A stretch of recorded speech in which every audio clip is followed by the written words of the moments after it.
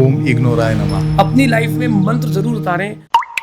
ओम इग्नोराय नमः। जैन और सनातन भिन्न है आपस में। जो था है और रहेगा वो सनातन। MBA की डिग्री लेने के बाद कहाँ से प्रेरणा हुई महाराज जी? आपने संन्यास ले लिया और आपने दीक्षा ले ली और आप इस मार्ग पर चलने लगे। मालूम चला कि अपन इंसान भगवान बनने के लिए पैदा हुए। मोक्ष क्या है आपकी जैन धर्म के हिसाब से? जैन दर्शन कहता है कि जो भगवान बन चुके हैं, अब वो बन चुके हैं, उनकी आराधना करके और अपनी साधना करके आप भी भगवान बन सकते हैं। वो तो नीचे नहीं है, कड़वा है लेकिन सच है। मैं कहता हूँ कि कभी किसी को अपना मत मानना, अपने भी पहले अपना देखते हैं कि जिस पर आपने विश्वास किया है कोई भी कभी भी धोखा दे सकता है। डिपेंडेंसी किसी पर नहीं रखना। महाराज जी, संथारा प्रथा के लिए सवाल पूछना आपसे, क्या पॉइंट ऑफ व्यू है? संथारा के लिए मेरा मानना है कि संथारा, पहली बात यह है कि वो आत्महत्या नहीं है। 5 सिद्धांत तो हैं बेसिकली: अहिंसा, असत्य, अस्तेय, अपरिग्रह और ब्रह्मचर्य। जिसने अहिंसा का पालन कर लिया वो सब कुछ कर सकता है। किसी व्यक्ति ने शादी नहीं करी, आपकी हो गई? जी मेरी। अब बिल्कुल आप अपनी वीडियोस में लोगों को रिस्क लेने के लिए बहुत प्रोत्साहित करते हैं। आप कहते हैं अगर रिस्क नहीं लिया तो बेटा कुछ नहीं होगा जिंदगी में। अगर आपने रिस्क नहीं लिया तो आपने लाइफ में कुछ भी नहीं किया। जब भी कोई जीव जन्म लेता है इसका मतलब है उसका मरण होगा। चाहे भगवान महावीर हो, ऋषभ देव हो, श्री राम हो, कृष्ण हो, जिन जिन ने जन्म लिया है वो सब जाएंगे। हर जगह रिस्क है। जब रिस्क है ही तो खुल के खेले ना आदमी। मोक्ष की पहली सीढ़ी जैन धर्म के हिसाब से है समग्र दर्शन। क्या है ये? केवल भगवान की श्रद्धान को अच्छा व्यक्ति मान लेते हैं, ऐसा नहीं है। ये जो पेड़ है इसमें भी जीव है क्योंकि बढ़ रहा है, ये लिविंग थिंग है। इसी को मोक्ष की पहली सीढ़ी भी कहा गया है। जब तक ये आपको दर्शन ना हो तब तक आपको मोक्ष की प्राप्ति नहीं हो। पंच तत्वों से शरीर बनना और जल इम्पोर्टेंट। इसलिए मैं एक ही बार ले लेता हूँ क्योंकि उतने में मेरा जीवन चल जाएगा। जितने में जीवन चल जाए तो दोस्तों देख रहे हैं कि कठिन तपस्या है, वो ले लेंगे। व्यापार भी वही कर लें जिसमें कम से कम हिंसा हो, चोरी हो। अब हथियारों का तो ना करें, कम से कम बंदूकें, मिसाइल तो ना बंदूक बनाएं। और मिसाइल। और एक बात और है कि अहिंसा की मिसाइल जिस दिन आ जाएगी सारे परमाणु बम खत्म हो जाएंगे क्योंकि यही अहिंसा अणु है। नमस्कार दोस्तों, एक बार फिर से आप सभी का स्वागत करता हूं न्यूज़ स्कूप अनप्लग्ड के इस बहुत ही खास शो पर। और दोस्तों, जैसे कि मैंने आपको हमेशा कहा है कि मैं हमेशा ये कोशिश करता हूं कि आपके समक्ष एक ऐसे विषय को लेकर के प्रस्तुत हूं जिससे कि आपका खुद का व्यक्तिगत सरोकार हो। आज मेरे साथ एक बहुत ही खास शख्सियत मेरे स्टूडियो में नहीं है। मैं उनके आमंत्रण पर, उन्होंने मुझे सौभाग्य प्राप्त कराया और मैं उनके आमंत्रण पर कोटा, यहाँ उनका चातुर्मास चल रहा है और उसी दौरान मुझे सौभाग्य प्राप्त हुआ कि उन्होंने मुझे पॉडकास्ट करने का सौभाग्य दिया, अवसर प्रदान किया। और बहुत ही बहुत स्वागत करता हूँ परम पूज्य आदित्य मुनि सागर जी महाराज का मेरे इस विशेष पॉडकास्ट के शो पर। बहुत बहुत स्वागत करता हूँ महाराज जी आपका और बहुत बहुत चरण वंदन करता हूँ आपको। कैसे हैं आप? बढ़िया है, साधु मज़े में रहते हैं। किसी ने पूछा आप कैसे हैं तो मैंने कहा कि दुनिया में तकलीफ है, तकलीफ में हम हैं, तकलीफों में मज़े और मज़े में हम हैं। तो आप मज़े में रहते हैं? हाँ, हम आनंद में रहते हैं क्योंकि जिसके पास जितनी कम चीज़ें रहती हैं जी वो उतना सुकून में रहता है। आप कम भोजन करेंगे तो ज़्यादा जी सकते हैं। जी तो यही चीज़ है, साधु का जीवन सुखी का जीवन है क्योंकि उनके पास चीज़ें नहीं है। जी जितनी कम चीज़ें होंगी उतना ज़्यादा सुख रहेगा। और वही सुख, वही आनंद सामान्य व्यक्ति की भाषा में बोले मज़े में। 25 मई 1986 को आप जबलपुर में जन्मे, आपका इस धरती पर प्राकट्य हुआ। और MBA की डिग्री लेने के बाद कहाँ से प्रेरणा हुई महाराज जी? आपने संन्यास ले लिया और आपने दीक्षा ले ली और आप इस मार्ग पर चलने लगे। एक्चुअली ऐसा कुछ मूड नहीं था जी। लेकिन परिवार में सभी धार्मिक थे, माता पिता दोनों धार्मिक थे और उनकी प्रेरणा धर्म के प्रति रहती थी। कभी भी कोई भी माता पिता अपने बच्चों को ये नहीं कहते कि तू साधु बन जा, जी क्योंकि उन्होंने इसलिए जन्म दिया है क्योंकि बुढ़ापे में तू मेरी लाठी बन। फिर 2008 में गुरुजी आए। मेरी लाइफ में मेरे बहुत कम मित्र रहे, लिमिटेड। हमको कम लोग पसंद थे जो एक बार संबंध बनाए लेकिन जीवन भर निभाए, ऐसे लोग पसंद थे। और फिर अकस्मात 2008 में हमारे गुरुजी आचार्य विशुद्ध सागर जी, उनका जबलपुर पदार्पण हुआ। उनके आने के 2 महीने बाद में उनके दर्शन करने के, मुझे नहीं पता था कोई आया भी है। जी लेकिन जो नियोग रहता है उसको अपन टाल नहीं सकते। रावण की मृत्यु सीता के कारण होनी थी और रावण को चक्ररत्न भी सीता के कारण होना था, ये नियोग था।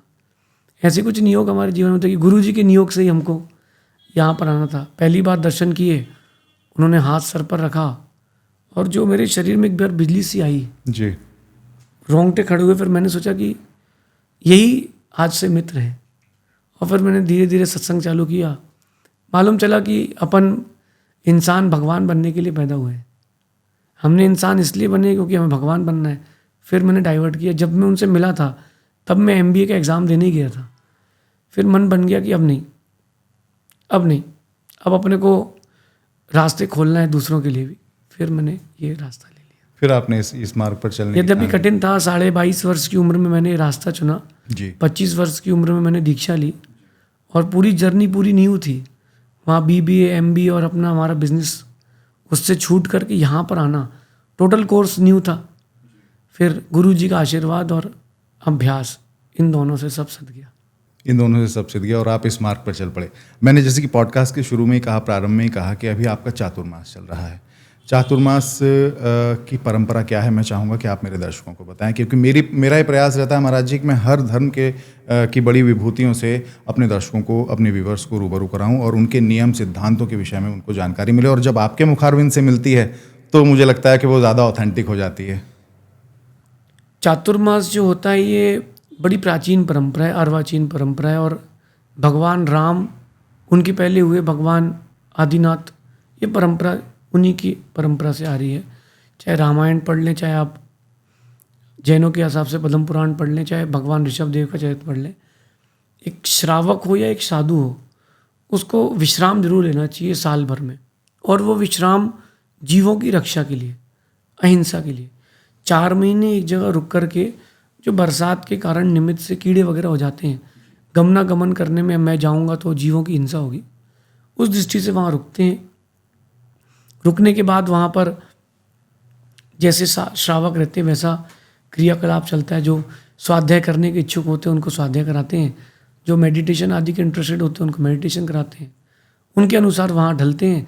4 महीने वहाँ रुक करके आगे चले जाते हैं अपने धर्म के पालन के लिए। जी ये करते हैं।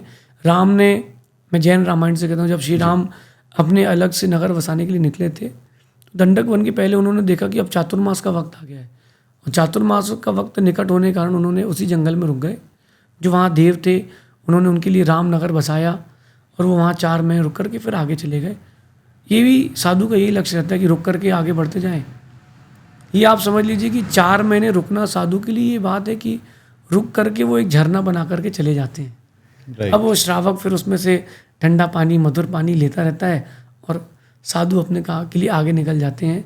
और ये अपने सागर से मिलना इनका लक्ष्य है, तो साधु नदी की तरह बह करके परमात्मा रूपी सागर से मिलने फिर चले जाते तो इसे ये चातुर्मास परंपरा ये है। चातुर्मास। महाराज जी, मैं एक चीज़ और जानना चाहूँगा, जितने भी जैन धर्म की विभूतियाँ रहीं, सबके नाम के आगे सागर लगा होता है, क्योंकि आपने सागर का जिक्र किया। तो ये सागर का उद्देश्य क्या है और इसका अर्थ क्या है जो आपके नाम के आगे लगा है? देखिए, जैन मुनियों के नाम के पीछे सागर लगाने के लिए आगम में उनके, हमारे जैन ग्रंथों में वर्णन है। कई जगह नंदी भी लगाते हैं जी। कई जगह देव भी लगाते हैं, कई जगह सेन भी लगाते हैं। उनका अलग अलग मोटिव रहता है। प्रायः करके सागर सबसे ज़्यादा कॉमन है। उसके 2-3 कारण हैं। सबसे पहली बात यह है कि सागर गंभीर होता है, तो जो दिगंबर मुनि होते हैं वो गंभीर होते हैं। जितने भी रत्नों की उत्पत्ति होती है वो सागर में होती है। तो जैन मुनि जो होते हैं वो रत्नत्रय के धारी होते हैं। हम जैन टर्मिनोलॉजी में कहें तो सम्यक दर्शन, सम्यक ज्ञान, सम्यक चारित्र। उनका श्रद्धान, उनका ज्ञान और उनका चारित्र एकदम पवित्र है। तो वो रत्न जो, ये 3 रत्न सागर में मिलते हैं, इसलिए उनके नाम के आगे सागर लगाते हैं। इन सब के अलावा सागर अपने बीच में कभी कोई मलिन चीज़ें नहीं रखता। आप सागर के बीच में एक कागज़ छोड़ाइए, एक कचरा छोड़ाइए, वो लहरों के द्वारा उसको बाहर कर देता है। ऐसे जो जैन मुनि होते हैं उनके पीछे सागर इसलिए लगा है कि वो अपने मन में कोई भी चीज़ नहीं रखते, वो धीरे धीरे धीरे उस कचरे को बाहर कर देते हैं और वो फिर निर्मल हो जाते हैं। मोक्ष क्या है आपकी जैन धर्म के हिसाब से? मैं अगर हिंदू धर्म के हिसाब से कहूँ तो मोक्ष अलग उसकी व्याख्या है, जैन धर्म के हिसाब से मोक्ष की व्याख्या क्या कुछ अलग है? हाँ, जैन दर्शन के लिए में एक सूत्र आता है, विप्र कर्म मोक्षो मोक्षा। जितने भी कर्म हमारे पास आत्मा प्रदेश में बंधे हुए हैं उनका पृथक हो जाना मोक्ष है। एक विशेष बात बताता हूँ, जैसे एक लौकी है या एक लकड़ी का टुकड़ा, उसको मिट्टी से अपन पेस्ट कर देते हैं और जाकर के नदी की तलहटी पे रख देते हैं। कुछ देर बाद वो मिट्टी वहाँ से अलग होगी और वो लकड़ी का टुकड़ा या लौकी का, वेजिटेबल का वो पीस ऊपर पानी में आ जाएगा। ऐसे ही जो अपनी आत्मा है, राग द्वेष है, सुख दुख है, पाप है, किसी के लिए बुरे परिणाम है, तो इन सब चीज़ों के बोझ से, इन सब कर्मों से अपन लिप्त हो जाते हैं। और फिर जब वो आत्मा हमारी संसार में रहती है तो वो बिना मोक्ष के है। जब ये लौकी जैसे मिट्टी हटेगी तो धीरे धीरे क्रम से हमारा भी मोक्ष की परिणति होगी। जैसे ही कर्मों का अलग होना है हुआ और वैसे ही आत्मा का मोक्ष हुआ। ये जैन दर्शन का मोक्ष है। इसके बाद एक बात और आती है जैन दर्शन में कि जो मोक्ष चला गया है वो वापस नहीं आएगा। काले कल्प सते पिचा, एक जो पंक्ति है ये कि कल्प काल अनंत कल्प काल बीतने पर भी अब भगवान नीचे नहीं आएंगे जो भगवान बन चुके हैं। जैन दर्शन कहता है कि जो भगवान बन चुके हैं अब वो बन चुके हैं, उनकी आराधना करके और अपनी साधना करके आप भी भगवान बन सकते हैं, वो तो नीचे नहीं आएंगे। मोक्ष की पहली सीढ़ी जैन धर्म के हिसाब से है समग्र दर्शन। क्या है ये? देखिए, सम्यक दर्शन का मतलब ये होता है कि सच्चा श्रद्धान। दर्शन का अर्थ होता है आपके अंदर का श्रद्धान, परमात्मा के प्रति, खुद के प्रति और चीज़ों के प्रति। आजकल ये हो गया है कि लोग केवल भगवान की श्रद्धान को अच्छा व्यक्ति मान लेते हैं। ऐसा नहीं है। जैन दर्शन कहता है कि चाहे चेतन हो या अचेतन हो, नॉन लिविंग हो या लिविंग हो, आप हो, मैं हूँ, परमात्मा हूँ, जो जैसा उसको वैसा जानना। ये पेड़ है, इसमें भी जीव है। ये जो पेड़ है इसमें भी जीव है क्योंकि बढ़ रहा है, ये लिविंग थिंग है। तो जो ये जैसा उसको वैसे जानना, ये सम्यक दर्शन, सम्यक ज्ञान की परिभाषा है। और ये तब आता है जब सच्ची श्रद्धा होती है। तो सम्यक दर्शन का मतलब होता है कि सच्ची श्रद्धा होना, जो चीज़ें जैसी है उन पर वैसा श्रद्धान होना, ये सम्यक दर्शन इसका मूल। और इसी को मोक्ष की पहली सीढ़ी भी कहा गया है। जब तक ये आपको दर्शन ना हो तब तक आपको मोक्ष की प्राप्ति नहीं होगी। देखिए, बिल्कुल सही है। अपन इसको एक लौकिक दृष्टांत से देखते हैं कि एक मटका आपने उल्टा रखा, अब उसके ऊपर जितने मटके आप लगाओगे सब उल्टे जाते जाएंगे। एक मटका आपने सीधा रखा, अब आप जितने मटके उसके ऊपर लगाओगे तब सीधे जाते जाएंगे। आपका जो श्रद्धान पक्ष है वो मोस्ट इम्पॉर्टेंट है। मैंने कुछ दिन पहले एक बात कही थी कि सबसे कीमती वस्तु हमारी श्रद्धा है। उस श्रद्धा को अच्छा रखना हमारा कर्तव्य है। तो सम्यक दर्शन का यही मतलब होता है, पहली सीढ़ी है। और व्यक्ति का अंदर का श्रद्धान सबके प्रति कि ये घर जो है मेरा नहीं है, मैं घर में हूँ, मैं इस घर में हूँ, मैं इस घर में हूँ। आप शरीर में हो, ये शरीर आपका नहीं है। शरीर आप शरीर नहीं हो, आप शरीर नहीं। आप शरीर में। ये इस प्रकार के जो श्रद्धान है हर चीज़ में, ये सम्यक दर्शन की पहली से। अच्छा, बहुत सारे ऐसे सिद्धांत हैं, 5 सिद्धांत तो हैं बेसिकली, अहिंसा, असत्य, अस्तेय, अपरिग्रह और ब्रह्मचर्य।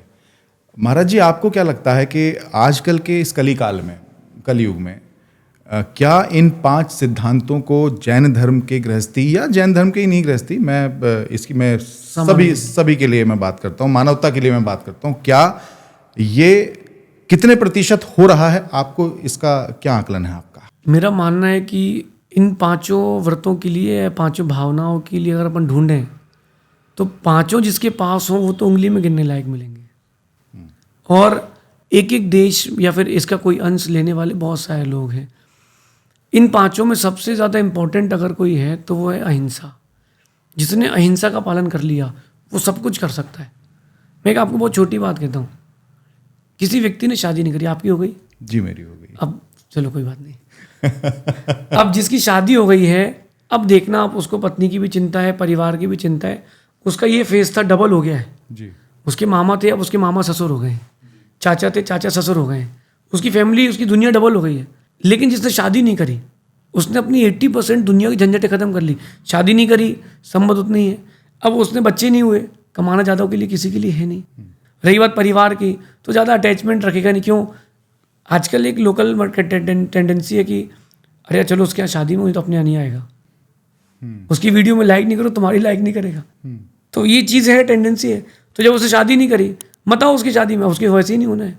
उसके बच्चे की शादी में नहीं आओगे तो भी उसको नहीं आना है। शादी नहीं करने से आप अपनी जो दुनिया बसा के रखें, बढ़ा के रखें, इसी को ब्रह्मचर्य कहते हैं। तो अहिंसा से ब्रह्मचर्य तक की यात्रा बहुत कठिन है, इसलिए इसको पालने वाले बहुत। मैं आपको बीच में रोक रहा हूँ, आपने मुझसे पूछा शादी हो गई और फिर आप मुस्कुराए, तो आपको क्या लगता है, मतलब शादी करना जो है वो ठीक नहीं है सांसारिक जीवन में गृहस्थियों के लिए? देखो, जिसको जो अच्छा लगता है वो उसकी तारीफ करता है, जिसको वैनिला अच्छी लगती है वो वैनिला बोलता है। मेरा ये मानना है कि अगर सेल्फ कंट्रोल नहीं हो, तो भगवान महावीर स्वामी ने यह भी कहा है कि तुम शादी करना। अगर तुम्हारे में सेल्फ कंट्रोल नहीं है तो आपको शादी करके साधु जीवन को बदनाम नहीं करना चाहिए जी। और अगर आप में सेल्फ कंट्रोल है तो साधु बनना चाहिए। शादी करने के बाद ज़रूरी नहीं है कि व्यक्ति दुखी हो। बात यहाँ ये आती है कि उसकी संश्लिष्टता बढ़ जाती है, उसकी जिम्मेदारी बढ़ जाती है। तो वो खुद के लिए नहीं जी पाता। जब तक शादी नहीं होती तो व्यक्ति अपने लिए नया जीन्स लाता है, अच्छा गॉगल ले लेता है। शादी हो गई, चल यार पत्नी के लिए ले लेते हैं, अपना क्या, अपन तो पुराना जीन्स पहन लेंगे, नई टी शर्ट ले लेते हैं। एक बच्चे हो गए तो वो भी खत्म हो जाता है। तो फिर वो जिम्मेदारियां बढ़ती है और व्यक्ति उन सब बोझों में दब के मर जाता है, अपने लिए नहीं जी पाता। और चाहे भगवान कृष्ण हो, भगवान राम हो, जब तक ये दूसरों के लिए जीते रहे तब तक दुखी रहे। जब इन्होंने खुद के लिए जीना प्रारंभ किया तब से सुख मिला है। बात ये, इसलिए मैंने पूछा कि आपकी हुई कि नहीं हुई। क्योंकि मुझसे एक ने पूछा कि महिलाओं के लिए, मैंने पूछा आपका मंगलसूत्र कहाँ है? बोले नहीं पहनी हो। मैंने कहा आप शादीशुदा हो, मंगलसूत्र पहनना चाहिए, भारतीय पद्धति है। तो बोले फिर पुरुषों के लिए क्यों नहीं है? मैंने कहा पुरुषों का चेहरा ही मंगलसूत्र है कि उसकी शादी हो चुकी है। बता देता है चेहरा, उसका चेहरा बताया था कि उसकी शादी हो गई, बेचारा कुछ नहीं कर सकता। तो यानी कि आपको मेरा चेहरा देख के पता चल तो गया था, लेकिन फिर भी पूछ लिया आपने। हाँ। अच्छा महाराज जी, बहुत सारे सिद्धांत हैं और देश का मुझे लगता है कि जितना भी व्यापार है वो आपके धर्म के, आपके समाज के लोगों के पास है। क्या आपको लगता है कि व्यापार इन सिद्धांतों को, ये जो 5 मुख्य सिद्धांत हैं, इन, चलिए इसमें से ब्रह्मचर्य को अलग कर देते हैं, ठीक है, अहिंसा को भी मैं समझता हूँ कि व्यापार अहिंसा से ही हो सकता है, और ये शायद मुझे लगता है कि जैन समाज के लोगों को और वैश्यों को शायद ईश्वर ने एक गुण भी दिया है कि वो अहिंसा में नहीं यकीन रखते, वो हमेशा डाउन टू अर्थ रहना और नीचे नजर रखना उचित समझते हैं। लेकिन इसके अलावा जो 3 और सिद्धांत हैं, क्या आपको लगता है वो उन 3 सिद्धांत के बगैर इतने बड़े व्यापार करना संभव होता है? देखिए मैं एक बात बोलता हूँ कि केवल जैन नहीं, अपन व्यापक होते हैं। एक मिनट जी। पूरे भारत में जितने भी धार्मिकताएं हैं, उन्हीं धार्मिकताओं के कारण भारत की इकोनॉमी है। चाहे हिंदू सत्संग हो, चाहे जैन सत्संग हो, या किसी भी अन्य धर्म का और भी कार्यक्रम हो, इंडिया का 75% बिजनेस धार्मिक क्रियाओं चलता है। मैं यहाँ पर आया हूँ जी। तो जहाँ मेरे आहार हुए वो सब्जी लेकर के आया होगा, सब्जी वाले की दुकान चली, लाइट वाले की दुकान चली, फिर वो आहार के बाद मुझे बैंड से लेकर गया तो उसका बैंड वाले का चला, टेंट लगा, टेंट वाले का चला, बिजली वाले का लगा, भोजनशाला बनी, और भी ऐसी 50 चीज़ें, कार्यक्रम हुए, कपड़े बिके, फिर वो मेले ठेले वालों के झूले लगे। तो एक धार्मिक कार्यक्रम से लाखों लोगों का पेट पलता है। ये इसीलिए इंडिया की इकोनॉमी धार्मिक इकोनॉमी है। अब रही बात बाकी व्रतों की, तो जैन दर्शन भी ये बात कहता है कि जरूरी नहीं है कि आप पूरा पाल पाएं, तो जितना पाल सकते हैं उतना ज़रूर पालें। अगर आप हिंसा नहीं रोक पा रहे हैं, कम से कम ऐसा बिजनेस कर लें जिसमें हिंसा नहीं होती हो। अथवा आप चोरी नहीं, अपने आप को चोरी से नहीं रोक पा रहे हैं, कोई बात नहीं, आप उतनी चोरी कर लें जितने में दूसरे का नुकसान ना हो। आप 100 की चीज़ लाएं, 300 की बेच लें, कोई बात अच्छा, नहीं। तो ये सहूलियत दी गई है। सहूलियत इसी को कहते हैं बीच में अणुव्रत। ओके। बौद्ध दर्शन में इसको कहते हैं मध्यम निकाय, मध्यम मार्ग, बीच का मार्ग, क्योंकि उसका उतना ज़्यादा पालने की ताकत ही नहीं है ना। अब मैं 10 उपवास कर लूँ और अगर किसी की हिम्मत नहीं हो तो साधु नहीं बन सकता, नहीं बन सकता है। ज़रूरी नहीं कि 10 उपवास करे, एक बार भोजन लेते हैं तो एक बार भोजन लेके तो जी सकते हैं। तो बहुत सारी चीज़ें हैं, जघन्य से लेकर उत्कृष्ट, जो जितना कर सकता है उतना पाल ले। मायाचारी करके बिना झूठे कोई बिजनेस नहीं हो सकता। नीतिकार कहते हैं कि समुद्र जो है वो शुद्ध पानी से नहीं भरता, नदी नाले जरूर होते हैं। तो जो झूठ बोल रहा है, तो मैं उसको बोलता हूँ कि पैटर्न चेंज कर दो आप, ताकि आपका जो पाप का बंद है वो कम हो जाए। कोई पूछ रहा है कि सर साड़ी कितने की, उसने दुकानदार ने कहा 600 की, मैं तो 300 दूंगी। दुकानदार कहता 400 की तो पड़ी है, आई 200 की है। तो उसको ये बोलना, यही मेरा सवाल था, आपने बिल्कुल पकड़ लिया। अब उसको ये बोलना चाहिए कि हम 500 से कम में नहीं दे पाएंगे। वो ये क्यों बोले कि 400 की मैं खरीद कर लाया हूँ। आप पैटर्न चेंज कर दें। ये हमारा प्रॉफिट और मार्जिन इतना ही है। किसी ने अंबानी बंधुओं से पूछा था कि आप बिजनेस करते हो, आपको पता है कि चोरी होती है आपके यहाँ? उसने कहा मैं वहीं हाथ डालता हूँ जहाँ 1 का 10 हो, क्योंकि मुझे पता है कि 3-4 तो रास्ते में ख़त्म हो जाएगा। फिर आते आते मेंटेनेंस होते होते मेरे पास 3 ही आएगा, तो मैं 1 का 10 जहाँ होता वहीं हाथ डालता हूँ, तब मैं जाकर 1 का 3 कर पाता हूँ। 7 तो नीचे बांटना पड़ेगा। बिजनेस की बहुत सारी टेक्टिक्स हैं, उस पर काम करना पड़ेगा। तो जितना बच सके उतना बचे। कम से कम वो व्यापार तो ना करें उसमें जिसमें सीधा सीधा हिंसा हो रही। पेस्टिसाइड्स है, गर्भ निरोधक गोलियां हैं, जिनमें गर्भ में बच्चे की एक आत्मा को मार दिया जाता है। और भी बहुत सारे व्यापार है, जैसे चमड़े का व्यापार है। तो इन सारे व्यापारों का निषेध है, क्योंकि उसमें साक्षात जीवों को पीड़ा हो रही है। बाकी कपड़ा बनाएंगे तो भी हिंसा तो होगी, लेकिन कम हिंसा हो वो काम कर ले। किसी ने पूछा कि जल में जीव है, जले जीवा, थले जीवा, नभे जीवा, सभी जगह जीव है, तो जैन अहिंसा कैसे पालेंगे? तो फिर जैनों में आचार्य कहते हैं कि जो अनिवार्य है वो तो हम करेंगे, पानी में भी जीव हैं लेकिन हम उसको छान करके पीते हैं क्योंकि उसके बिना जी नहीं सकते। पंच तत्वों से शरीर बनना और जल इम्पोर्टेंट इसलिए मैं एक ही बार ले लेता हूँ क्योंकि उतने में मेरा जीवन चल जाएगा, जितने में जीवन चल जाए वो ले लेंगे। व्यापार भी वही कर लें जिसमें कम से कम हिंसा हो, चोरी हो। अब हथियारों का तो ना करें, कम से कम बंदूक के मिसाइल तो ना बनाए बंदूक और जाएं। मिसाइल। और एक बात और है कि अहिंसा की मिसाइल जिस दिन आ जाएगी सारे परमाणु बम खत्म हो जाएंगे क्योंकि यही अहिंसा अणु है, इसी से सारे काम होंगे। भारत को आज़ादी भी गांधी जी के जो सिद्धांत पर चली वो महावीर स्वामी के सिद्धांतों को लिया। महावीर स्वामी ने सिद्धांत बनाए नहीं, उन्होंने भी वो जो पूर्व उनके तीर्थंकर थे उनसे उस सिद्धांत को समझ करके आगे के चलाया है। तो बनाया किसी ने नहीं, चल रही चीज़ें। इन पांचों के लिए जितना आप कम से कम कर सकते हैं उतना करके बिजनेस करें, बिजनेस बंद ना करें। जैन युद्ध भी लड़ सकता है, कोई मनाही नहीं है। बॉर्डर में जाके सैनिक बन करके प्रतिपक्षी को गोली भी मार सकता है क्योंकि वो देश की रक्षा के लिए। फिर बाद में आके वो प्रतिक्रमण भी करेगा कि मैंने आज जो भी हिंसा की हो उसके लिए मिच्छामि दुक्कडम, लेकिन ये मेरा कर्तव्य था, मुझे करना चाहिए।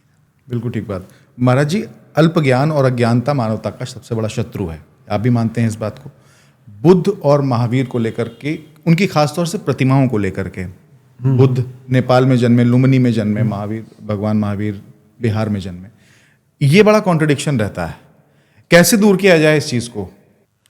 मैं आपको बहुत अच्छी बात बताता हूँ। मैं आपको प्राचीनता से जोड़ूंगा, इतिहास से, पुरातत्व से।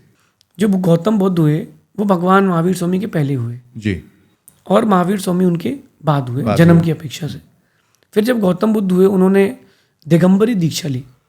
इस बात को मैं कॉन्ट्रैक्ट नहीं कर रहा हूँ, मैं जो मैंने देख कर के आया हूँ बताता हूँ। एलोरा की गुफाओं में जहाँ बौद्ध गुफाएं हैं, मैं वहाँ गया और वहाँ देखा मैंने कि 6 प्रतिमाएं बौद्ध की बनी हुई हैं, सवस्त्र हैं, निर्वस्त्र हैं, कुछ भी नहीं उनके शरीर में, लेकिन उनके ऊपर एक मुकुट बना हुआ है और उसमें अरिहंत, जैन अरिहंतों की प्रतिमाएं हैं। तो मैंने पूछा कि ये जो बौद्ध मंदिर में जैन मूर्तियाँ क्यों हैं? बोले नहीं, ये बौद्ध मूर्ति है। मैंने पूछा क्या है ये?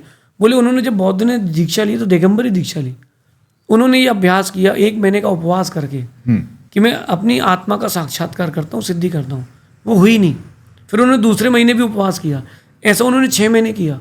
6 महीने करने के बाद उनको आत्मा की सिद्धि नहीं हुई। तो उन्होंने कहा कि अब ये पंचम काल है, कलयुग है, इसमें आत्मा की सिद्धि नहीं होती, बीच का रास्ता निकालना पड़ेगा। तो फिर उन्होंने उनके अनुसार मध्यम निकाय बोल करके मध्यम वर्ग निकाला और उन्होंने जो लोग उतना उत्कृष्ट साधना नहीं कर सकते उनके लिए प्रेरणा दी।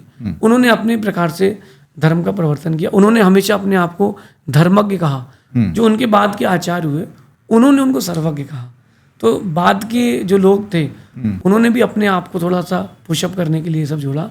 बाकी उन्होंने भी जैन दर्शन के अनुसार बहुत कुछ प्रयास किया, लेकिन क्या होता है कि चीज़ें जब कॉपी की जाती हैं तो उतनी क्लियरिटी से नहीं हो पाती हैं। जैसे जैनों ने कहा कि हाँ, अंजलि में जो आ जाए वो ले लो, और बौद्ध भिक्षु हमको मिले, मैंने पूछा तो उन्होंने कहा कि जो व्यक्ति दे वो ले लो। लेकिन महावीर स्वामी ने कहा निरामिष, मांस नहीं हो, किसी प्राणी का अंग ना हो। उन्होंने कहा कि जो मिल जाए वो ले लो। अच्छा, तो ये चीज़ों से थोड़ा सा फिर अहिंसा और हिंसा का थोड़ा सा अंतर आता गया, इसके कारण ऐसा हुआ। बाकी लिबरेटी जहाँ होगी व्यक्ति ज़्यादा अट्रैक्ट होगा जी। और जैसे जैन मुनियों की बात करें तो 500-600 जैन मुनि है पूरे विश्व में। 800 करोड़ की जनसंख्या में 500-600। कि क्यों? क्योंकि बहुत कठिन है। अभी हम लिबरल कर दें कि 2 बार भोजन मिलेगा और केस लॉन्च भी नहीं करेंगे, कपड़े पहन सकते हैं, लंगोट लगा सकते हैं, फिर भी आप जैन मुनि कहलाएंगे, तो संख्या डबल ट्रिपल हो जाएगी। लेकिन मैं नहीं कर सकता क्योंकि सिद्धांत है, हीरा कम होता है उसको खरीदने वाले भी कम होते मैं किसी का नाम लेके नहीं कहूँगा, आपने जब बात की कि कपड़े पहन सकते हैं और वो सब, उसके बाद भी आप मुनि कहलाते हैं, तो हमारे देश में हैं ऐसे लोग। तो क्या उनको ये आज्ञा है या वो ऐसा करके कुछ गलत कर रहे हैं? उसके लिए भी आगम में मतलब ग्रंथों में कथाएं आई हैं। पहले सभी दिगंबर थे, फिर बीच में अकाल पड़ा उज्जैनी नगरी में, तो उनसे वो चीज़ नहीं हुई फेस, तो कुछ मुनि जो थे उन्होंने कपड़े पहन करके अपने आप को मुनि स्वीकारा। फिर बाद में जब वो अकाल चला गया तो उनसे कहा गया कि आप ये अब आप वापस आ जाइए, आप स्थापित हो जाइए, पुनर्स्थापित हो जाइए।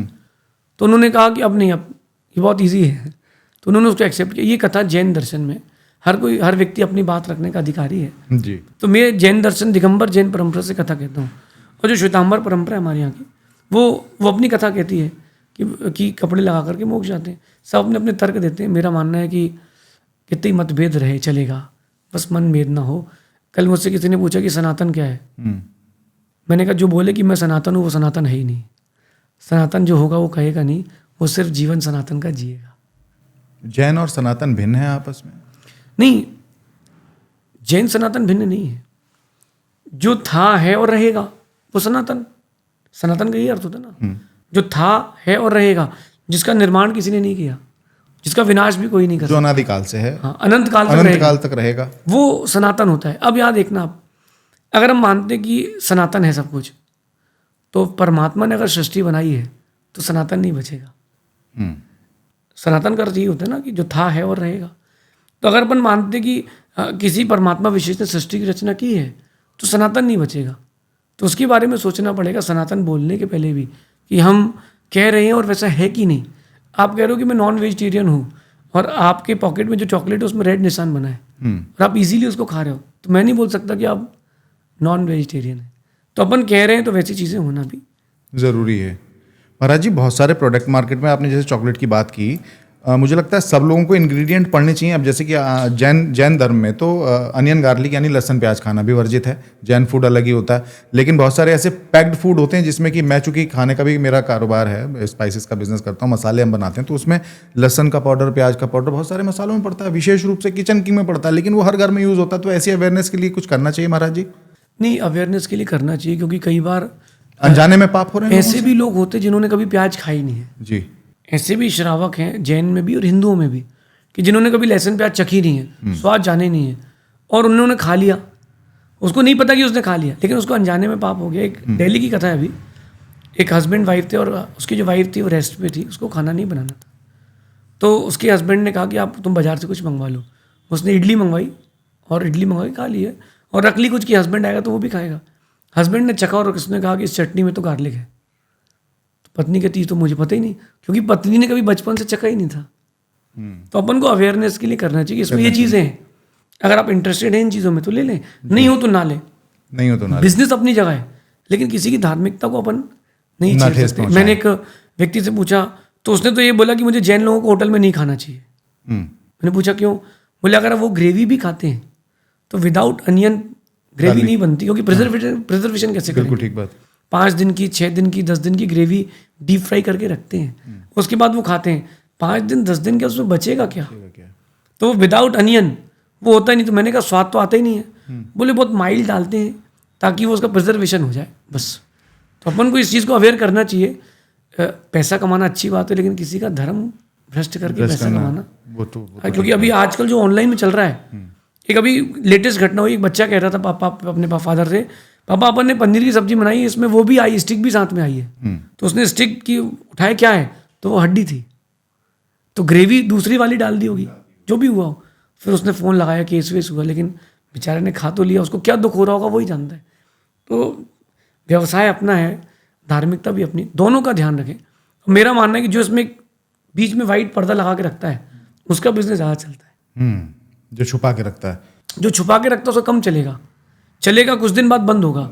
लेकिन जो पारदर्शिता रखता है वो, मैं कहता हूँ, पैसा कम कमाएगा लेकिन लोगों की दुआ ज़्यादा पाएगा, और दवा से ज़्यादा दुआ काम करती है। महाराज जी, अनजाने में, यानी कि आप कह रहे हैं अनजाने में हुआ कोई भी ऐसा कार्य जिससे कि आप पाप के भागी बनते हैं, वो पाप के भागी उसमें नहीं है। जैसे कि तिरुपति का ही आप उदाहरण ले लीजिए, वहाँ के लड्डुओं में जो निकला पूरे देश ने देखा, और बहुत सारे सनातनियों को ये लगा कि हमारा तो धर्म भ्रष्ट हो गया।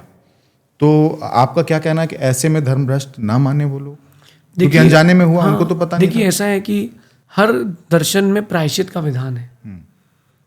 हिंदू दर्शन की बात करें तो मनुस्मृति है, जैन दर्शन की बात करें तो वहाँ रहस्य ग्रंथ कहते हैं, और जो उसके अधिकारी हैं, आचार्य हैं, आपके मंडलेश्वर हैं, महामंडलेश्वर आचार्य हैं, महोपाध्याय हैं, वो लोग इसके प्रायश्चित देने के अधिकारी रहते हैं। अगर किसी श्रावक से गलती होगी तो प्रायश्चित देने का अधिकारी उनके गुरु में प्रायश्चित लेना चाहिए। अगर किसी ने किसी लड़की को गलत दृष्टि से देख लिया अथवा कोई ऐसी चीज़ खा ली जो अयोग्य थी, कोई बात नहीं, जानकर भी कर लिया हो तो भी प्रायश्चित है। अगर उसके अंदर शुद्ध होने की भावना है तो प्रायश्चित का विधान है। इसका ये मतलब नहीं अगर किसी ने खा लिया अब तो मैं मर जाऊँ, अब तो छत से कूद जाऊँ, अब तो नदी में डूब जाऊँ, इन चीज़ों से कुछ नहीं होगा, तुम एक और पाप कर लोगे। आप जाकर के अपने गुरु से इसका प्रायश्चित ले, रिग्रेशन दें।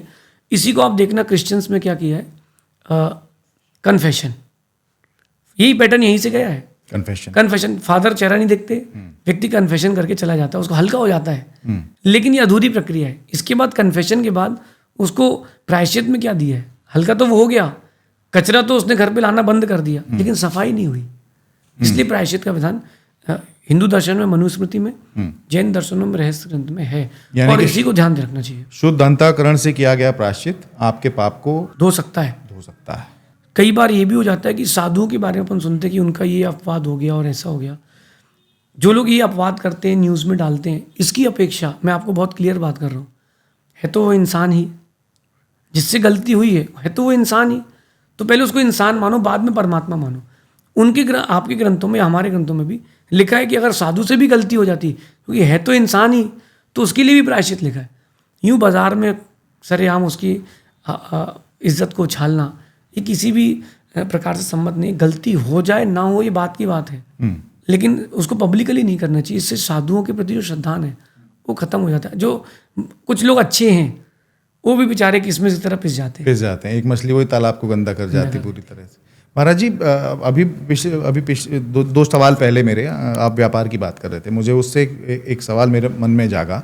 मेरे बहुत सारे ऐसे जैन मित्र हैं, व्यापारी हैं, जो कहीं छोटी सी ज़मीन लेकर के उसमें कुछ ऑर्गेनिक फार्मिंग करना चाहते हैं, या कुछ अपने घर के लिए, जैसे कि दूध दही का इंतजाम हो और अपना जानवर ले लें और फार्म हाउस बना लें। लेकिन जैन धर्म में खेती करना मना है जैन धर्म के लोगों को। उसका क्या रीज़न है, और क्या वो उसका उपाय कैसे करें फिर? देखिए, मैं आपको बताता हूँ कि जैन दर्शन में खेती करने का बिल्कुल मना नहीं है। अच्छा।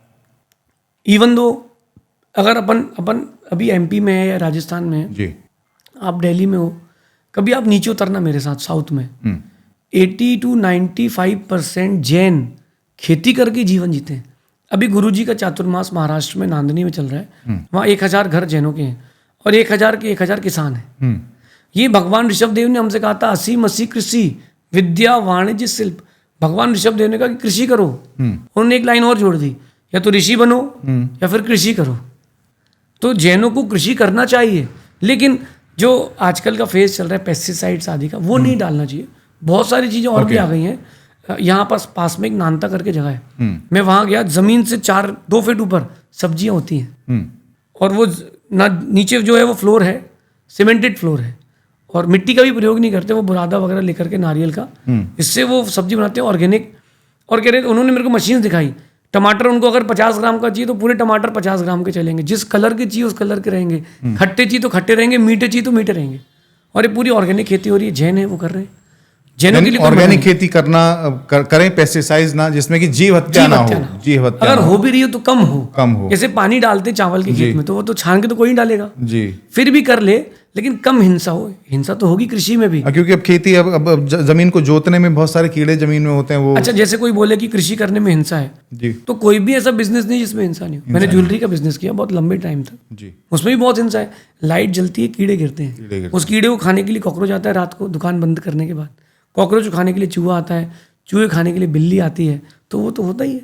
लेकिन कर्तव्य बनता है कि जब कीड़े आते हैं तब बिजनेस ऑफ कर दें इसकी। अच्छा, ये कर्तव्य बनता है, ये इंपॉर्टेंट है।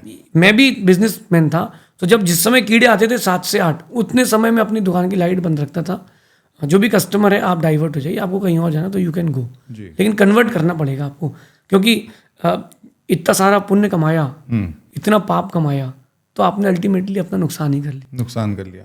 आपकी बहुत ही इंटरेस्टिंग वीडियो में देख रहा था, हालांकि बहुत सारी वीडियो आपकी बहुत इंटरेस्टिंग होती हैं, उसमें से एक मुझे बड़ी पसंद आ गई। आपने कहा किसी के लिए ऑप्शन मत बनो, चॉइस बनो। मैं चाहता हूं कि मेरे दर्शकों को आप ये थोड़ा सा इसको विस्तार से बताइए। मैंने अपनी लाइफ में बहुत उतार, बहुत चढ़ाव देखे हैं जी। मैंने देखा है कि हर व्यक्ति में बहुत पोटेंशियल है, लेकिन वो बेचारा वो अपने आप को बाहर नहीं ला पाता दुनिया के कारण। आप कोई भी नया बिजनेस करोगे, सबसे पहले ये बोला जाएगा कि यार वो पहले हो चुका है। आपको नया कपड़े का व्यापार करना है, वहाँ 150 दुकानें हैं। एक व्यक्ति बोल देगा तुरंत कि अरे मत कर, मैं कर चुका हूँ। दूसरा बोलेगा अरे वहाँ पहले से 150 दुकानें हैं, तेरी क्या चलेगी। तीसरा बोलेगा अरे वहाँ एक बहुत बड़ा व्यापारी है, वो तो पूरा मार्केट कैप्चर करके रखा, डिमोरलाइज करेंगे लोग। तो ये सब लोग आपको परेशान करेंगे। मेरा कहना है आप ये सोचो कि मुझे 150 से ऊपर निकलना है, मुझे क्या करना है। जो ये लोग कह रहे हैं मुझे ये नहीं करना है। आप जब जब ऑप्शन बनेंगे तब तब आपको कचरे में फेंका जाएगा। मेन्यू होता है, मेन्यू, उस मेन्यू में देखते कि ऑप्शंस क्या क्या है, तो व्यक्ति अलग कर देता चीज़ें, और आप किसी भोजनालय जाओ, जो मिलता है वो खाते हो। तो यही है कि अपने जीवन में अपन को चॉइस बनना है। ब्रांड बनेंगे तो चॉइस बनेंगे। अगर आप ऑप्शंस बन के रहेंगे तो कभी आप चॉइस नहीं बन पाएंगे। मेरा मानना है कि ब्रांड बने और उसके लिए खुद वर्क करें। मैंने दीक्षा 2011 में ली और तब से लेके मैं अभी तक लगातार अपने ऊपर काम कर रहा हूँ। मैंने 16 लैंग्वेजेस सीखी हैं। 30,000 मंत्रों का आपने मैंने 40,000 से ऊपर श्लोक लिख लिए हैं।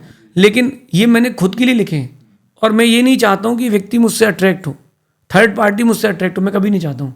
मैं सोचता हूँ कि मैं खुद को ब्रांड बनाऊंगा तो तुमको लेने आना पड़ेगा, क्योंकि आपके पास ऑप्शंस ही नहीं बचेंगे। फिर आप मुझे हमेशा चॉइस बना के रखोगे। और एक बात आखिरी कहता हूँ, अगर आप ऑप्शंस में हो तो अभी तुमको खुद के ऊपर विश्वास नहीं और ना तुम खुद की गरिमा रखते हो। अपने पास एक एटीट्यूड होना चाहिए। एटीट्यूड का मतलब नाक चढ़ा के चलना नहीं है। एटीट्यूड का मतलब है अपना दृष्टिकोण, नज़रिया। आप अपने ऊपर खुद का एटीट्यूड रखें कि मुझे ब्रांड बनना है। जब तक नहीं बनूंगा तब तक मेहनत करूंगा और मेहनत करने के बाद बहुत कुछ करूंगा। मुझसे एक व्यक्ति ने कहा, मेरे बहुत अजीज थे, कि तेरी आवाज़ में दम नहीं है, तो जब भी बोलेगा लोग पसंद नहीं करेंगे। मैं उस दिन किनारे बैठ करके थोड़ा सा अपसेट हुआ, आंखों में आंसू भी थे। जंगल के खेत की बात है, हम लोग गुरुजी के साथ थे। पास में एक गार्डन था, मैरिज गार्डन। वहाँ एक लता मंगेशकर जी का गाना चल रहा था, मेरी आवाज़ ही मेरी पहचान है। बस मैंने ये सोचा कि यार वो व्यक्ति जो है उसने तेरे से गलत नहीं कहा। वो चाहता है कि तू ब्रांड बन, so you have to work on your voice. तो मैंने अपनी वॉइस पे काम किया। अब मैं उनसे कहता हूँ कि मेरी आवाज़ ही मेरी पहचान। तो अपन को ब्रांड बनने के लिए बहुत मेहनत करना पड़ेगी। आपको अपना 100 नहीं 1000% देना पड़ेगा। मुझे कल थोड़ा बिजीनेस थी, तो जो मेरा वर्किंग था लिखने की वो रह गई। तो मैं नॉर्मली 9:30-10 बजे सोता हूँ। कल मैं 11:45 बजे सोया। जो मेरा पेंडिंग काम था मैंने वो किया। उसके बाद मैंने स्लीपिंग करी। स्लीपिंग का आधा घंटे काटा है। मन को मारना पड़ेगा तो आप ब्रांड बन पाओगे। बात है अभी यहाँ एसी नहीं है। मैं मानता हूँ कि आपके लिए मैं बताऊंगा, मैं इस बात को मैं बताऊंगा दोस्तों, मैं बताता हूँ इस बात को। महाराज जी के आने से पहले यहाँ एसी चल रहा था, बहुत ठंडा कमरा था, लेकिन महाराज जी के चूंकि चातुर्मास भी है और महाराज जी के नियम है। अच्छा महाराज जी, ये नियम ये पूछूंगा आपसे कि ये चातुर्मास का ही नियम है या आपका एसी चलता ही नहीं हमारा है? जीवन भर का नियम है ना। हम पंखा लेते हैं, ना एसी लेते हैं, ना कूलर लेते हैं। जैसे ऐसे रहते हैं। ये जो चटाई नीचे है इसी को बिछा करके ओढ़ के सो जाते हैं। इसी लकड़ी के पाटिये पे सोते हैं। कई पार्टियाँ नहीं हो तो ज़मीन पे सो जाते हैं। तो दोस्तों देख रहे हैं कि कठिन तपस्या है। ये भारत है, ये विभिन्नता में एकता का देश है। तो यहाँ आपको एक चीज़ देखने को मिलती है कि यहाँ बहुत सारा ऐसा अलग अलग कल्चर, ऐसी ऐसी संस्कृति, ऐसी ऐसी परंपराएं आपको देखने को मिलेंगी। जैन दर्शन की ये परंपरा है कि जैन धर्म की जो विभूतियाँ हैं महाराज जी जैसी, वो कितने कष्ट भरा जीवन जीती हैं। हालांकि वो उनकी साधना का पार्ट है, लेकिन कष्ट है। हम जैसे गृहस्थियों के लिए कष्ट है। मैं कोट पहन के बैठा हूँ, एसी नहीं चल रहा है, गर्मी का टेम्परेचर है, लेकिन फिर भी मुझे इस कन्वर्सेशन में आनंद आ रहा है। महाराज जी, संथारा प्रथा के लिए सवाल पूछूंगा आपसे, क्या पॉइंट ऑफ व्यू है? संथारा के लिए मेरा मानना है कि संथारा, पहली बात यह है कि वो आत्महत्या नहीं है, वो स्वीकरण है, एक्सेप्टेंस है। जब भी कोई जीव जन्म लेता है इसका मतलब उसका मरण होगा, चाहे आज के हों, चाहे पहले के हों, या उनके पहले के हों, चाहे भगवान महावीर हों, ऋषभ देव हों, श्री राम हों, कृष्ण हो, जिन जिन ने जन्म लिया है वो सब जाएंगे। अब वो जाएंगे कैसे, वो उनके ऊपर डिपेंड करता है। कोई उत्कृष्ट समाधि मरण करके जाएंगे, कुछ नॉर्मली जाएंगे लाइफ में। तो अब मेरी बात ये कहना है कि जाना सबको है, एक्सेप्टेंस कितनी लाए लाइफ में कि ये मैं मरूंगा तो, लेकिन मैं मौत से डर के नहीं, मौत को गले लगा के मरूंगा। मैंने परसों इसी बात पर पूरा 1 घंटा प्रवचन दिया कि जिंदगी और जन्म झूठ है, सच सिर्फ मृत्यु है, और अपन को मृत्यु को स्वीकारना चाहिए। मैंने जन्म लिया है, मेरी मृत्यु भी निश्चित होगी, लेकिन खुशी खुशी उसको स्वीकारना। ये शरीर मुझे धोखा देगा, उसके पहले मैं इसे छोड़ दूंगा, उसके पहले मैं इसे छोड़ दूंगा। तब बात है, आपके कोई कर्मचारी है, वर्कर है, किसी का काम कर रहा है, आपको पता है कि नेक्स्ट मंथ वो नहीं आएगा, उसको 1 महीने पहले निकाल दो। तुमने निकाला है, मैंने निकाला है, तुम गए नहीं हो। ये अपना एटीट्यूड है। तो जो संथारा है वो अपने ऊपर है कि मुझे पता है कि मेरा शरीर छूटेगा। इसी संथारा के लिए साधु अलग अलग जगह विहार करते हैं कि उनकी बॉडी के लिए, उनके माइंड के लिए पब्लिक और एटमॉस्फेयर अनुकूल कहाँ मिलेगा। तो मुझे तो कर्नाटक बहुत अच्छा लगता है। राजस्थान बहुत गर्म है तो चिल्ड रखता है। कर्नाटक तो मैं घूमूंगा भी, लेकिन मैं सोच के रखा हूँ कि जब अंतिम मेरा सूर्य ढलेगा तो मैं कर्नाटक तरफ जाकर के ठंडे में जाऊँगा, क्योंकि मुझे गर्मी लगती है। मेरा शरीर थोड़ा उष्ण प्रकृति का है, तो मैं वहाँ चले जाऊँगा। जिनको जहाँ अनुकूलता मिलती है वो संथारा करते हैं और अपनी खुशी से शरीर का त्याग देते हैं। ये संथारा समाधि है। लेकिन जो आजकल इच्छा मृत्यु चल गया है वो नहीं कर सकते। इच्छा मृत्यु में संक्लेशता है कि मुझे तो मरना है। संथारा में ये है कि जब भी मैं मरूंगा मैं खुशी खुशी मरूंगा, व्रतों के साथ मरूंगा, त्याग करके मरूंगा, ये संथारा है। कुछ लोग मैं कहीं पढ़ रहा था कि कुछ लोग संथारा प्रथा को ही का ही व्रत लेते हुए अचानक से भोजन छोड़ देते हैं। ठीक। लेकिन मुझे लगता है कि परंपरा ये कहती है कि इसमें आपको अपने शरीर के अनुकूल थोड़ा थोड़ा करके आपको अपनी डाइट कंट्रोल करनी है, ऐसा है? एक समय के बाद भोजन कम हो जाता है। जी। मेरे से जब मैं नया नया संघ में, दीक्षा के पहले की बता रहा हूँ, तो मुझसे फूड कंट्रोल नहीं होता था, बहुत भूख लगती थी, क्योंकि घर पे 10-20 बार खाना, दोस्तों के साथ घूमना। लेकिन यहाँ पर आने के बाद कंट्रोलिंग, तो मैंने गुरुजी से कहा कि मेरे से बड़े बड़े उपवास नहीं होते। तो गुरुजी ने कहा बेटा धीरे धीरे होता है। तो धीरे धीरे इसको कहते हैं ऊन उदर, ऊन उदर, ऊन उदर, उदर यानी पेट, ऊन यानी उससे कम, पेट से कम भोजन लो तो पेट को उतने की आदत हो जाएगी। 4 रोटी लेते तो 3.5 लेंगे, तो पेट को 1 साल तक 3.5 की आदत हो गई। फिर 3.5 के, तो हम अगले साल 3 लेंगे, क्योंकि पेट को 3.5 की आदत हो चुकी है। करते करते हम 2 रोटी पर आ जाएंगे, हमारी बॉडी बहुत अच्छी चलेगी, फ्रेश रहूँगा। इसके बाद अंतिम समय में पहले चिकनी चीज़ें छोड़ेंगे, सॉलिड ग्रेन्स छोड़ेंगे, फिर क्रम छोड़ना चाहिए। कई लोग एकदम से ही छोड़ देते हैं, ऐसा नहीं लिखा, और छोड़ना ज़रूरी नहीं है। मैं एक बात बताता हूँ, भोजन को छोड़ना उतना ज़रूरी नहीं है जितना ज़रूरी कसाय को छोड़ना है। जैन दर्शन में ये भी कथा आती है कि मुनिराज आहार करके आए और आहार करके आके बैठे ध्यान करने, और उनको मोक्ष हो गया, क्योंकि ये जो शरीर है ये अलग है और मेरी आत्मा अलग है। मोक्ष का संबंध आत्मा से है, शरीर से नहीं है, क्योंकि शरीर तो यही रहता है। तो संतारा का अकेला ये मतलब नहीं कि भोजन छोड़ना है, उसमें भोजन भी छोड़ना है। अगर भोजन कोई नहीं छोड़ पा रहा है, उसका शरीर भोजन मांग रहा है, तो भोजन लेगा, लेकिन परिणाम अच्छे रखेगा। जो संतारा समाधि परिणामों से है, एकदम से किसी को त्याग भी नहीं कराना चाहिए, जबरदस्ती भी नहीं करना चाहिए, उसको धीरे धीरे क्रम से अपने शरीर को तोड़ना चाहिए। आखिरी में जाकर के पानी, मुनक्के का पानी, मूंग की दाल का पानी, मठा, ये लेकर के फिर अंतिम समय पानी, फिर उसको छोड़ के धीरे धीरे करना चाहिए। एकदम से 200 की स्पीड में ब्रेक लगाओगे आप, गाड़ी पलटेगी, तो ऋषभ पंत जैसा केस हो जाएगा। आप धीरे धीरे लगाते जाएंगे तो काम बनेगा। महाराज जी, एक आखिरी चीज़ और पूछूंगा आपसे। आप अपनी वीडियोस में लोगों को रिस्क लेने के लिए बहुत प्रोत्साहित करते हैं। आप कहते हैं अगर रिस्क नहीं लिया तो बेटा कुछ नहीं होगा ज़िंदगी में। बिल्कुल सही। आप मैं मानता हूँ कि no risk no gain, more risk more gain. अगर आपने रिस्क नहीं लिया तो आपने लाइफ में कुछ भी नहीं किया है। तो एक ये क्या MBA का प्रभाव है? MBA का नहीं, ये मेरे बिजनेस का प्रभाव है। ओके। मैंने लगभग 22 साल की उम्र में से 12 साल 10 साल बिजनेस किया है। छोटी सी उम्र से मैं फादर के साथ बिजनेस में था, और एट द एज ऑफ 17 मैंने फर्स्ट टाइम स्वयं बिजनेस करने गया था। मेरे फादर ने कहा कि बेटा ये 10 लाख रुपए लेके जा, और देखो माल लेके आना है। वो 5 का भी बिक गया तो भी मैं खुश हूँ, क्योंकि मैं जो छोड़ के जाऊँगा तो उसको आधा ही करेगा, पूरा ख़त्म नहीं कर पाएगा। पुराने लोगों की सोच अलग रहती थी जी। तो मैं 10 लाख लेके गया था, मैं 12 लाख का माल लाया था। तो उन्होंने पूछा 2 लाख का कहाँ से लाया? मैंने कहा वहीं अल्टी पल्टी करी और फिर मैं यहाँ पर प्लस करके लाया हूँ। तो उस समय मैंने देखा कि रिस्क तो लेना पड़ेगी। कोई भी ऐसे जीवन का कोई भी काम नहीं जिसमें रिस्क ना हो। आज आप आए हो, गाड़ी से आए हो, ट्रैवलिंग करके आए हो, रास्ते में एक्सीडेंट हो सकता है। एक माँ बच्चे को घर में लेती है, जन्म देती है, साइंस कहता है जन्म देती थी तो माँ भी मर सकती है, रिस्क है। और वो बच्चा ट्यूब में फंस गया तो माँ मर सकती है, बच्चा मर सकता है, रिस्क है। शादी की है, बहुत बड़ी रिस्क है। अब आगे चलता हूँ मैं। आपने बिजनेस किया, बहुत बड़ी रिस्क है, माल नहीं बिका तो। आपने घर बनाया, भूकंप आया, घर गिर गया तो। हर जगह रिस्क है। जब रिस्क है ही तो खुल के खेले ना आदमी। मुझे ये लगता है कि जब क्रिकेट का मैदान हो, और क्रिकेट का भी कभी आप खेल देखो, तो जो फास्ट बॉलर होता है, जो खिलाड़ी डर गया है फास्ट बॉलर से, पहली बॉल में आउट होगा वो। और सचिन जैसा अगर वो अड़ गया है तो हर बॉल में छक्का मारेगा। तो मुझे एक बात याद आ रही है, शोएब अख्तर ने बॉलिंग करी और वहाँ पर पुरानी बात, 20 साल पुरानी बात हो गई, सहवाग बैटिंग कर रहा था, उसने एक बाउंसर दी तो वो उससे कहता है सहवाग से पुल कर, तो सहवाग कहता है रुक। वो बाप खड़ा है ना, वो करेगा पुल सचिन के लिए। और फिर जाकर के उसने साइड बदली और उसने शोएब अख्तर से कहा कि अब बाउंसर पटक दूँ। सचिन ने पुल मारा, छक्का गया। तो वो धीरे से कहता है देख भाई, बाप होता है, रिस्क लेना उसी को आता है। वो स्टार्टिंग थी सहवाग। ये मेरा आपसे कहना है कि आपके जीवन की कोई भी स्थिति हो, रिस्क लेना ही पड़ेगी आपको, लेकिन वो रिस्क सोच समझ के लें। और वो रिस्क लेने के बाद अगर लॉस हो भी जाए तो आप बियर कर सकें उतना लॉस, उतनी रिस्क लें ताकि आप अगले स्टैंड के लिए खड़े हो जाए। तो हर जगह रिस्क है लाइफ में। आप जिस चेयर पर बैठे वो टूट सकती है, मैं जिस जगह बैठा हूँ वो भूकंप आए तो गिर सकती है। हर जगह रिस्क है। एक पिता ने अपनी बेटी से कहा कि बेटी तू एरोप्लेन चलाती है, तू पायलट है, आजकल बहुत प्लेन क्रैश हो रहे हैं और हाईजैक हो रहे हैं, तू छोड़ दे, ये रिस्क मत ले, तू घर पे रहे, सब हो जाएगा।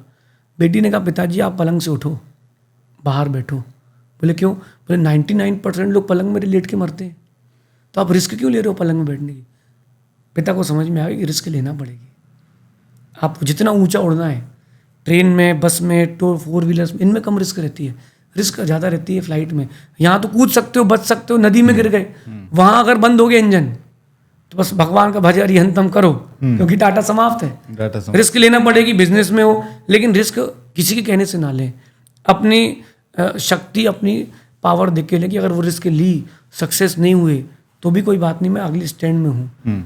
अगर हार गए तो अनुभव मिलेगा हर बार की जीत के लिए, और जीत गए तो आपको कॉन्फिडेंस मिलेगा हर बार की जीत के लिए।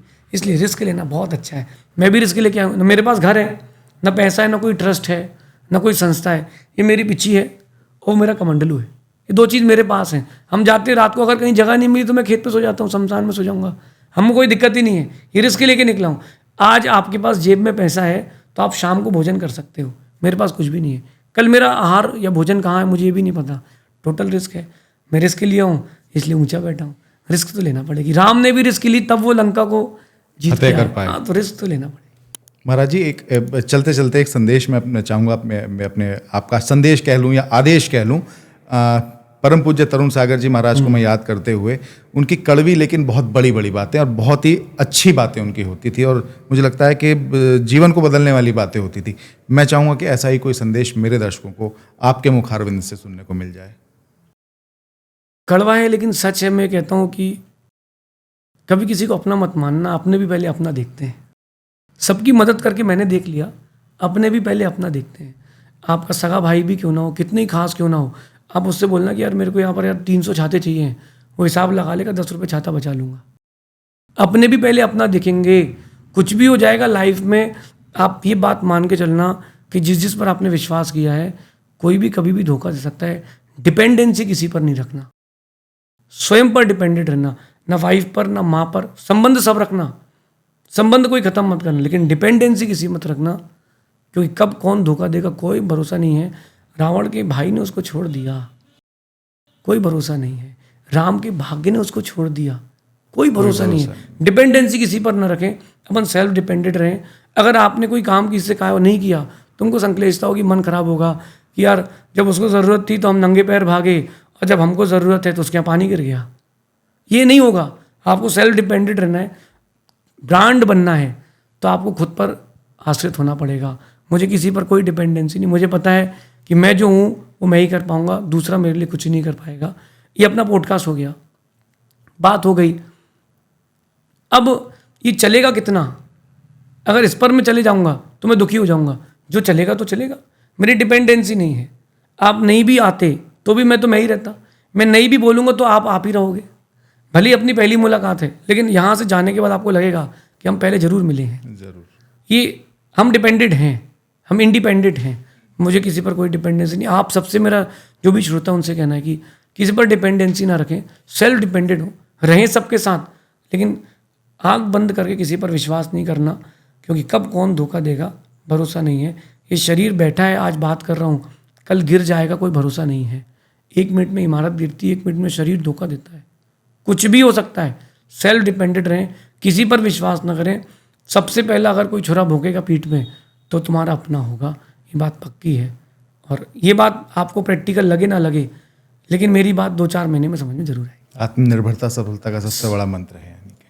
महाराज बहुत बहुत धन्यवाद, आपने हमें अपना कीमती समय दिया। और आप इतने अच्छे धर्मगुरु तो आप हैं ही, आपको एक विशेष उपाधि है, और आप साथ ही बहुत अच्छे मोटिवेशनल स्पीकर भी हैं। और जिस तरीके से रिस्क फैक्टर की बात को आपने बहुत ही अच्छे शब्दों में समझाया है और समझाने की कोशिश की है, मुझे लगता है कि सारे दर्शकों को आपका वो रिस्क फैक्टर वाली बात बहुत अच्छे से समझ में आएगी। एक बात और बोलता हूँ कि आप दर्शकों को मेरी तरफ से एक संदेश जरूर देना जी, कि जिस नीति पर मैं जीता हूँ उस नीति पर आप भी जीना। जी, काम जरूर करें, जैसे कृष्ण ने कहा कि कर्म करें, फल की इच्छा ना करें। वैसे ही मैं आपसे कहता हूँ कि आप अपना काम जरूर करें, लेकिन जो चीज़ें आपके साथ चलती हैं और उनको इग्नोर करना भी सीखें। ओम इग्नोराय नमः। ओम इग्नोराय नमः। अपनी लाइफ में मंत्र जरूर उतारें, ओम इग्नोराय नमः। लाइफ में जब भी कोई भी दुविधा आए, आपके साथ वाला कुछ कह दे, आपने सब कुछ सोचा और चीज़ें गड़बड़ हो गई, ओम इग्नोराय नमः। अगर वो इस मंत्र से काम ना हो तो घोर इग्नोराय नमः। इसके बाद भी नहीं हो तो घनघोर इग्नोराय नमः। और घोर घनघोर के बाद एक मंत्र आपको देता हूँ कि ये अपनी मेमोरी है, इसको जितना क्लीन रखेंगे उतना सुकून रहेगा। तो डिलीटाय नमः। डिलीटाय नमः। ये सुकून की जिंदगी जीने के लिए सबसे बेस्ट चीज़ है। ओम इग्नोराय नमः एंड देन ओम डिलीटाय नमः। घर में झाड़ू लगाओ, ओम इग्नोराय नमः। पोछा लगाओ, ओम डिलीटाय नमः। खाली ये लाइफ के लिए आपको फंडा दे रहा हूँ। सुकून इसमें। अपन ने पॉडकास्ट सब कर लिया जी। और आपने अपनी टीम से कहा कि क्यों भाई आवाज़ आ रही कि नहीं? उसने कहा सर आ रही है। इसके बाद वो बोलता आपसे आधे रास्ते में, सर वॉइस नहीं आई, रिकॉर्ड नहीं हुआ। अब क्या होगा सर? अब आपको क्या कहना है उससे? चल कोई बात नहीं बेटा, ओम इग्नोराय नमः। अपन फिर कभी आके फिर कर लेंगे रिकॉर्ड। अगर आप उस पर बरस गए तो ठीक है, गलती तो स्वीकार रहा है, वो एक्सेप्ट कर रहा है कि गलती होगी सर। अगर आपने इग्नोर कर दिया चीज़ों को लिमिट में, तो वो व्यक्ति आपके लिए मित्र बन के रहेगा। यार इतनी बड़ी गलती हो गई, इतने बड़े व्यक्ति के साथ पॉडकास्ट, टाइम नहीं था सर के पास, चलो सर ने डांटा नहीं, अगली बार अपन को अच्छे से काम करना है। तो ये चीज़ें करेंगे तो जरूर लाभ मिलेगा। ओम इग्नोराय नमः एंड देन ओम डिलीटाय नमः। ये जीवन के सबसे सुकून का मंत्र है। मशीन खराब नहीं होगी, सब काम अच्छा करता है। बहुत बहुत धन्यवाद महाराज जी, आपने अपना इतना कीमती समय दिया और इतनी अच्छी अच्छी मोटिवेशनल बातें हमें बताई। और दर्शकों, मुझे लगता है कि ये पॉडकास्ट आपको बहुत पसंद आया होगा। इसको अपने दोस्तों के साथ, अपने सगे संबंधियों के साथ शेयर जरूर करिएगा। और महाराज जी द्वारा जो इसमें बहुत अच्छे अच्छे संदेश दिए गए हैं, उनको अपनी ज़िंदगी में लागू ज़रूर करिएगा। बाकी देश और दुनिया की तमाम खबरों के लिए न्यूज़ स्कूप से जुड़े रहिए। नमस्कार।